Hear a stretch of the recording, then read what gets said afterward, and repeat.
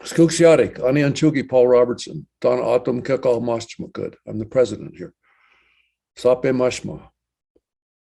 Hihani Waste, Paul Robertson, Machiapalo. Ampetu Kile, Chante Waste, Yawahi. Yuha, Chante Waste, Yanampe, Chuzapalo. Mahasani, Eileen Makpia Maza, Etchiapalo. I'm Paul Robertson, and I'm coming at you live from Don Autumn Community College in a nice new office at the Machidak Gukadak Ki building. And I've been privileged to work at 4 TCUs since 1980. On Thanksgiving Day that year, I was visiting relatives on Pine Ridge Reservation, and I learned of a social worker job opening with the South Dakota Department of Social Services in Pine Ridge. Even though it's Thanksgiving, I called the supervisor, and despite the blizzard that was going on and the holiday, he met me at Billy Mills Hall in Pine Ridge Village and offered the job. So I went back to Albuquerque. I quit my other job and went to Pine Ridge. I soon learned that although the Indian Child Welfare Act had been in effect for 2 years, passed in 1978, those folks in the human service hierarchy and social services in South Dakota, which still ran the operation on the Pine Ridge Reservation, they had no interest in following its precepts. Instead, they chose to violate its principles and continued to place children in white foster homes over 100 miles away from their parents and caregivers in many cases, thereby precluding family visits and ultimately breaking family bonds. I reached out to the local American Indian Movement, or AIM chapter, which had a crisis center there in Pine Ridge and was working to ensure implementation of ICWA.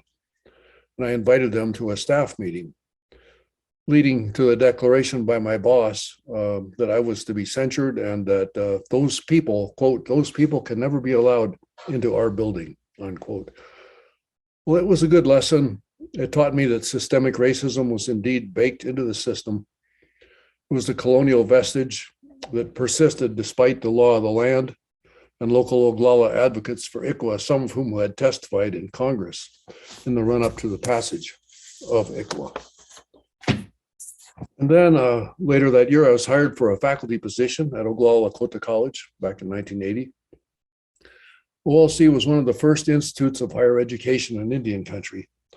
At the time, it was but a brief span of years from the coming to fruition of the dreams of the visionaries, tribal leaders, and doers across Indian country who established tribal colleges, with some now offering graduate degrees.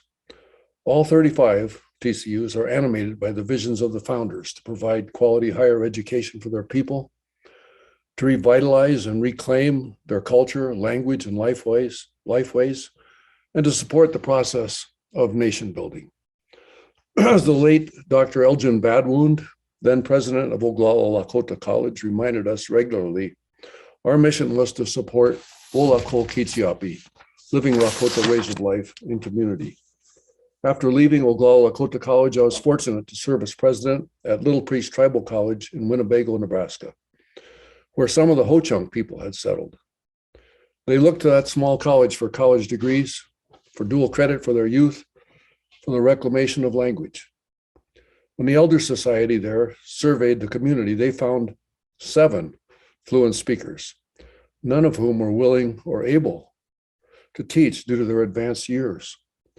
So they hired a teacher 250 miles distant in Mankato, and she drove down every week to teach Ho-Chunk language classes. Then the LPTC folks, we all went up to Baraboo, Wisconsin, in the heart of the Ho-Chunk Nation there, where there were more fluent speakers, and we set about making arrangements with them for support. Such efforts speak to the commitment and drive that underlies the tribal college movement. It's part of the TCU story. It's personal. At Sinteglashka in Rosebud, I was honored to work with President Lionel Bordeaux as his chief of operations. Lionel Bordeaux is a modern day warrior for TCUs and a staunch supporter of and advocate for their role as nation builders, expanding the vision of what a college can be, to bind the people and the community together in a common project. It speaks to the sense of place and to the serving of the people that their aspirations for a better life for themselves and their people. During my tenure as president of Don Autumn Community College, where I started in January of 2016, here in the heart of the Sonoran Desert, I've witnessed the commitment of the Board of Trustees, of elders, of community leaders, and the Don Autumn Nation Legislative Council to the college and the sense of ownership over the college that the Autumn have in general. When we go to the districts and to the communities on the nation to update them on the work that we're doing, they don't refer to the college as your college or the college.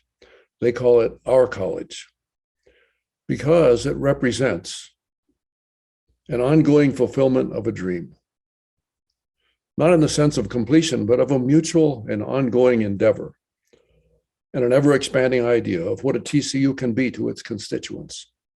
TOCC's vision to become the nation's center for higher education links it directly to the project of nation building and challenges it to develop capacity to make a difference in the community. A specific example at Don Autumn Community College is the stand the Autumn are taking to reclaim their language. The nation supports the efforts with funds and resolutions, including for an Autumn Language Center housed at the college, and the college is partnering with the nation's early childhood division to provide language immersion for young children. I'm probably not supposed to talk this long, but there is an edit function.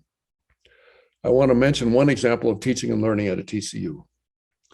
Some of my fondest memories of teaching at Oglala Lakota College are of instances where there is an explicit connection between the classroom and the felt needs and aspirations of students in the broader community.